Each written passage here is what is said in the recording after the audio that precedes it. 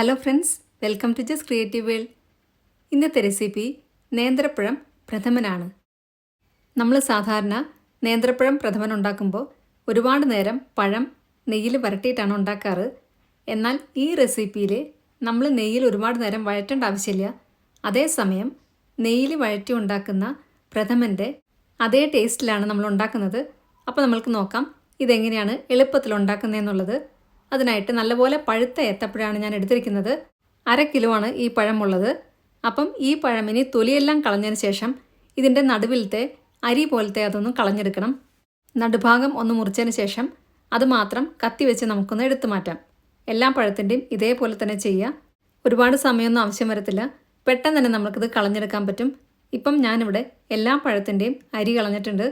ഇനി നമ്മൾക്കിത് സൈഡിലോട്ടൊന്ന് മാറ്റി വയ്ക്കാം. ഇനി നമ്മൾക്ക് പായസത്തിന് ആവശ്യമായിട്ടുള്ള ശർക്കരയൊന്ന് അലിയിച്ചെടുക്കാം. അതിനായിട്ട് 350 ഗ്രാം ശർക്കര ഞാൻ എടുത്തിട്ടുണ്ട്. അതിനകത്തേക്ക് 1/4 കപ്പ് വെള്ളവും കൂടി ഒഴിച്ചു കൊടുക്കുക. ഇനി ഇത് നല്ല പോലെ ഒന്ന് ഉരുക്കിയെടുക്കുക. ഇപ്പം ശർക്കരയെല്ലാം നല്ലപോലെ തിളച്ച് വന്നിട്ടുണ്ട്. എല്ലാ കട്ടകളും അലിഞ്ഞിട്ടുണ്ട്.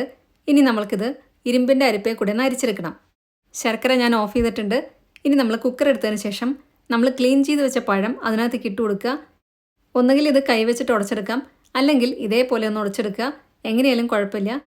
അതിനുശേഷം അതിനകത്തേക്ക് നെയ്യ് ഇട്ട് കൊടുക്കാം. 1-2 ടേബിൾ സ്പൂൺ നെയ്യ് ഇട്ട് കൊടുക്കാം. ഇനി നമ്മൾ നേരത്തെ തിളപ്പിച്ച് വെച്ച ശർക്കര നീരാണ് ഒഴിച്ചു കൊടുക്കുന്നത്. ഇരുമ്പിൻ്റെ അരിപ്പയിൽ കൂടെ നേരിട്ട് ഇതിനകത്തേക്ക് തന്നെ ഒഴിച്ചു കൊടുക്കുക. ചൂടോടെ തന്നെ ഒഴിച്ചു കൊടുക്കാം, അതിന് കുഴപ്പമൊന്നുമില്ല. ഈ ഒരു സമയത്ത് ഇതിനകത്തേക്ക് ഇനി വെള്ളമൊന്നും ഒഴിച്ചു കൊടുക്കരുത്. ശർക്കര നീരിൻ്റെ വെള്ളം മാത്രം മതി. ഇനി നമ്മൾക്ക് എല്ലാം കൂടെ നല്ലപോലെ ഒന്ന് ഇളക്കി കൊടുക്കാം. അതിനുശേഷം ഫ്ലെയിം ഓൺ ചെയ്യാം. നമ്മളിത് ശർക്കരയ്ക്കകത്താണ് വേവിച്ചെടുക്കുന്നത്. അതുകൊണ്ട് തന്നെ നമ്മൾ പഴം വരട്ടി ഉണ്ടാക്കുന്ന പ്രഥമൻ്റെ അതേ ടേസ്റ്റ് കിട്ടുകയും ചെയ്യും. കൈവിടാതെ ഇളക്കേണ്ട ആവശ്യമൊന്നുമില്ല. നമ്മളിപ്പം ഫ്ലെയിം ഓൺ ചെയ്തിട്ടില്ല.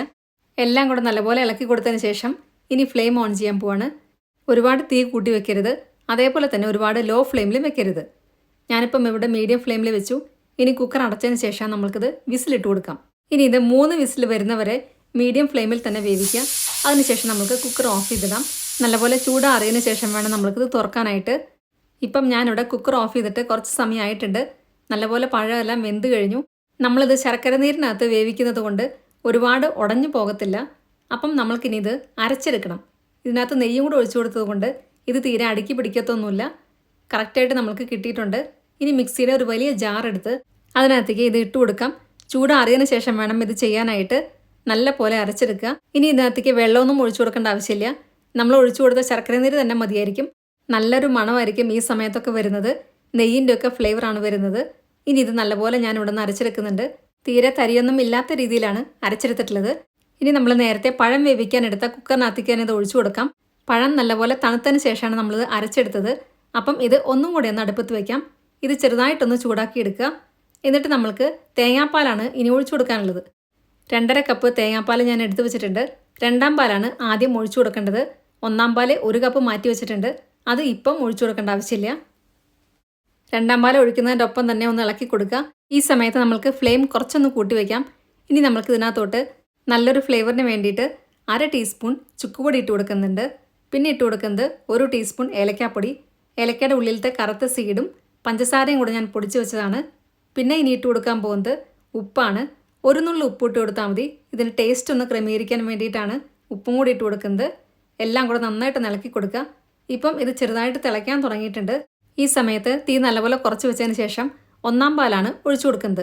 1ാം പാൽ ഒഴിച്ചു കൊടുത്തു കഴിഞ്ഞാൽ പിന്നെ ഇത് തിളപ്പിക്കേണ്ട ആവശ്യമില്ല. തിളപ്പിച്ച് കഴിഞ്ഞാൽ ചിലപ്പം ഇത് പിരിഞ്ഞു പോകാൻ ചാൻസ് ഉണ്ട്. നല്ലപോലെ ഒന്ന് ചൂടായി കഴിയുമ്പം ഞാനിവിടെ ഫ്ലെയിം ഓഫ് ചെയ്യാൻ പോവാണ്. ഇനി നമ്മൾക്ക് ഇതിനകത്തോട്ട് കുറച്ച് സാധനങ്ങൾ നെയ്യിൽ വറുത്തിടാനുണ്ട്. അതിനായിട്ട് ഒരു പാത്രം വെച്ച് അതിനകത്തേക്ക് കുറച്ച് നെയ്യ് ഒഴിച്ചു കൊടുക്കുക. പിന്നെ നമ്മൾ അരിഞ്ഞു വെച്ച തേങ്ങാക്കൊത്താണ് ഇട്ട് കൊടുക്കുന്നത്. ഇതെല്ലാം ഓരോരുത്തർക്കും ഇഷ്ടത്തിനനുസരിച്ച് ഇട്ട് കൊടുക്കാം. തേങ്ങാക്കൊത്ത് കൂടുതൽ ഇഷ്ടമുള്ളവർക്ക് കൂടുതൽ ഇട്ട് കൊടുക്കാം. ഇഷ്ടമില്ലാത്തവർക്ക് ഈ സ്റ്റെപ്പ് സ്കിപ്പ് ചെയ്യാം. തേങ്ങാക്കൊത്ത് ഇട്ട് കൊടുത്തതിന് ശേഷം നല്ലപോലെ ബ്രൗൺ കളർ ആകുന്നവരെ ഇതൊന്ന് വഴറ്റി കൊടുക്കുക. വേണമെങ്കിൽ ഇതിൻ്റെ കൂടെ തന്നെ അണ്ടിപ്പരിപ്പും ഉണക്കമുന്തിരിയും കൂടി ഇട്ട് കൊടുക്കാം. ഞാനിവിടെ അത് സെപ്പറേറ്റ് ആണ് വറുത്തെടുക്കുന്നത്. ആദ്യമേ തന്നെ തേങ്ങാക്കൊത്ത് വറുത്തെടുത്തിട്ടുണ്ട്. ഇനി ഇത് പായസത്തിനകത്തോട്ട് ഇട്ട് കൊടുക്കാം. അതിനുശേഷം നമ്മൾക്ക് വീണ്ടും അണ്ടിപ്പരിപ്പും ഉണക്കമുന്തിരിയും കൂടെ വറുത്തെടുക്കാം. ഈ സമയത്തെല്ലാം പായസം ഓഫായിട്ടാണ് ഇരിക്കുന്നത്. അത് പ്രത്യേകം ശ്രദ്ധിക്കുക. ഇനി കുറച്ചും കൂടെ നെയ്യ് ഒഴിച്ചു കൊടുത്തതിന് ശേഷം അണ്ടിപ്പരിപ്പ് ആദ്യം ഇട്ട് കൊടുക്കാം. അണ്ടിപ്പരിപ്പ് ചെറുതായിട്ടൊന്ന് ബ്രൗൺ കളർ ആയിട്ട് വരുമ്പോൾ ഉണക്കമുന്തിരിയും കൂടി ഇട്ട് കൊടുക്കാം. രണ്ടും കൂടെ ഒന്ന് ഫ്രൈ ചെയ്തെടുക്കുക. അതിനുശേഷം അതും കൂടെ നമുക്ക് പായസത്തിനകത്തോട്ട് ഇട്ട് കൊടുക്കാം. ഇപ്പം അണ്ടിപ്പരിപ്പ് പകുതി ഫ്രൈ ആയി വന്നിട്ടുണ്ട്. ഈ സമയത്ത് ഉണക്കമുന്തിരിയും കൂടി ഇട്ട് കൊടുക്കുക. എന്നിട്ട് ഇത് ഒന്നും കൂടി ഒന്ന് ഫ്രൈ ചെയ്തെടുക്കാം. ഉണക്കമുന്തിരിയെല്ലാം നല്ലപോലെ വീർത്ത് വന്നിട്ടുണ്ട്. ഇനി നമ്മൾക്ക് ഗ്യാസ് ഓഫ് ചെയ്യാം. ഇതും കൂടെ നമ്മൾക്ക് പായസത്തിനകത്തോട്ട് ഇട്ട് കൊടുക്കാം. ഇതിനകത്തുള്ള നെയ്യും കൂടെ ഞാൻ ഒഴിച്ചു കൊടുക്കുന്നുണ്ട്. പായസം ആകുമ്പം കുറച്ച് നെയ്യും നല്ലപോലെ മധുരം ഉണ്ടെങ്കിലായിരിക്കും നല്ല ടേസ്റ്റ് ഉണ്ടായിരിക്കുക. അപ്പം അതും കൂടെ ഒഴിച്ചു കൊടുത്തു കഴിഞ്ഞാൽ നമ്മളുടെ പായസം ഇവിടെ റെഡിയായി കഴിഞ്ഞു. നമ്മളിവിടെ പഴം നെയ്യിൽ ഒരുപാട് നേരം വഴറ്റാതെയാണ് ഉണ്ടാക്കിയത്. അതേസമയം നെയ്യിൽ വഴറ്റി ഉണ്ടാക്കുന്ന പഴം പ്രഥമൻ്റെ അതേ ടേസ്റ്റും ഉണ്ടായിരിക്കും. അപ്പം എല്ലാവർക്കും ഈ മെത്തേഡ് ഇഷ്ടമായി എന്ന് വിചാരിക്കുന്നു. വീഡിയോ ഇഷ്ടമായിട്ടുണ്ടെങ്കിൽ നിങ്ങളുടെ ഫ്രണ്ട്സിനും റിലേറ്റീവ്സിനൊക്കെ ഷെയർ ചെയ്യാൻ മറക്കരുത്. സബ്സ്ക്രൈബ് കൂടെ ചെയ്യുക. അതിൻ്റെ സൈഡിലുള്ള ബെല്ലൈക്കണിൽ ഓൾ എന്നുള്ള ഓപ്ഷൻ കൂടെ ക്ലിക്ക് ചെയ്യുക. അപ്പോഴായിരിക്കും നെക്സ്റ്റ് ടൈം ഞാൻ വീഡിയോ ഇടുമ്പോൾ പെട്ടെന്ന് തന്നെ നിങ്ങൾക്ക് നോട്ടിഫിക്കേഷൻ വരുന്നുണ്ടായിരിക്കുക. ഇതുണ്ടാക്കി നോക്കിയതിന് ശേഷം നിങ്ങളുടെ ഫീഡ്ബാക്സ് എല്ലാം കമൻസിലൂടെ അറിയിക്കാൻ മറക്കരുത്. നല്ലൊരു വീഡിയോ ആയിട്ട് വീണ്ടും കാണാം. താങ്ക്